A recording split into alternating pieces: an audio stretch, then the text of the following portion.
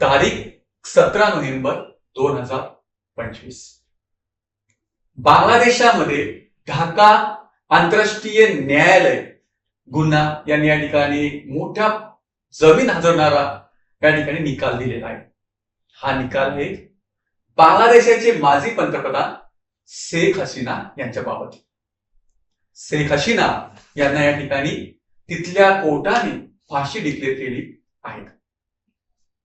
शेख हसीना यांना फाशी झाल्याबद्दल या ठिकाणी आपण खरंच त्यांना फाशी होईल का, त्यासाठी काय काय मुद्दे असतील, ओके.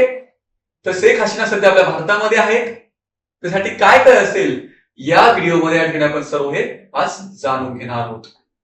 तर नमस्कार भावानो, मी हितेश तायडे चल भाऊ या आपल्या युट्यूब चॅनल ठिकाणी तुमचं स्वागत करतो. या ठिकाणी आपण बांगलादेशचे पंतप्रधान जे आहेत शेख हसीना यांना फाशी का झाली यासाठी आपल्याला जुलै 2024चा विचार करावा लागतो. जुलै 2024 मध्ये तिथल्या विद्यार्थ्यांनी मोठ्या प्रमाणामध्ये आंदोलन केलं होतं. हे आंदोलन का केलं? 1972 मध्ये बांगलादेशामध्ये जे युद्ध झालं होतं, ज्या युद्धामध्ये जे स्वातंत्र्य सैनिक या ठिकाणी त्यांचं बलिदान दिलं होतं, त्या स्वातंत्र्य सैनिकांच्या मुलांना 30% आरक्षण नोकरीमध्ये या ठिकाणी तिथे पहिले जाहीर केलं होतं, ज्याच्यामुळे तिथले जे विद्यार्थी होते त्या विद्यार्थ्यांना या ठिकाणी नोकरीमध्ये संधी मिळत नव्हती. त्यांच्यावरती बेरोजगारी कोसळली होती, त्यांना रोजगार मिळत नव्हता आणि अशा याच्यामध्ये मोठ्या प्रमाणामध्ये या विद्यार्थ्यांवरती संकट आलं होतं.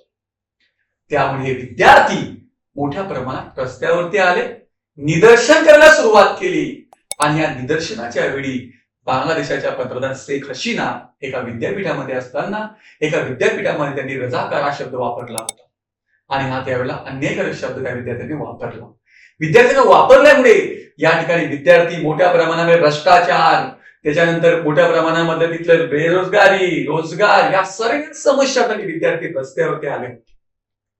विद्यार्थी ज्यावेळेला रस्त्यावरती आले त्यावेळेला शेख हसीना यांनी कुठलाही विचार न करता डायरेक्ट त्यांचे सरकार आहे, अवामी लीग हे त्यांचं सरकार आहे, कुठलाही विचार न करता डायरेक्ट त्यांनी विद्यार्थ्यांना फायरिंगचा ऑर्डर दिली.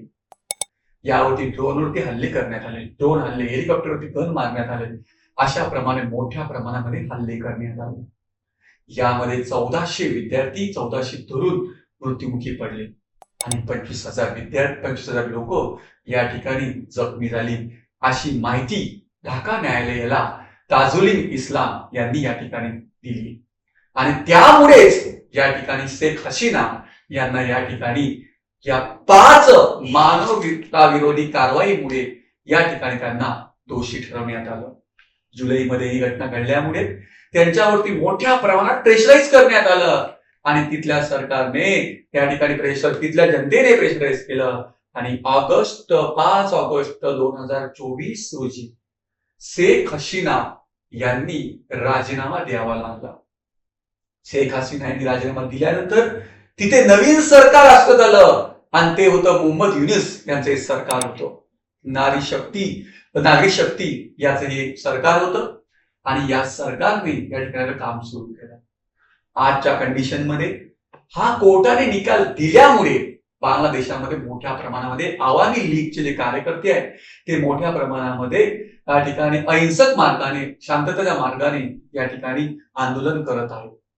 हे आंदोलन करत असताना बांगलादेशाच्या आता जे सरकार आहे या सरकारने डिसाईड केलं आहे की जे कोणी आंदोलन करेल, जे कार्यकर्ते असतील त्याच्यावरती त्यांना गोळीबार करण्यात यावं आणि त्याच्यामुळे खरंच गोळीबाराला काय प्रॉब्लेम होऊ शकतो, खरंच शांतता निर्माण होईल का बांगलादेशामध्ये मोठी अजून हिंसाचार तयार होईल. तर बघा, हे नेपाळमध्ये झालेली गोष्ट मला माहिती असेल की नेपाळला पण सोशल मीडियावरती मोठ्या प्रमाणामध्ये हिंसाचार झाली होती. तसंच बांगलादेशमध्ये होईल का?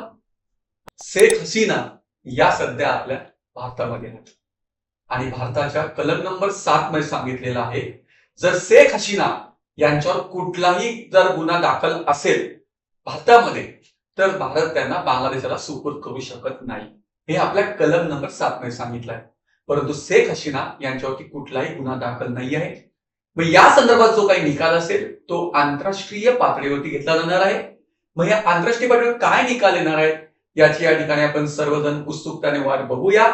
जो निकाल आपल्याला लवकरच मिळेल. तर मित्रांनो, तुम्हाला ज्यांना आवडत असेल तर लाईक, सबस्क्राईब आणि कमेंट करा मित्रांनो. धन्यवाद.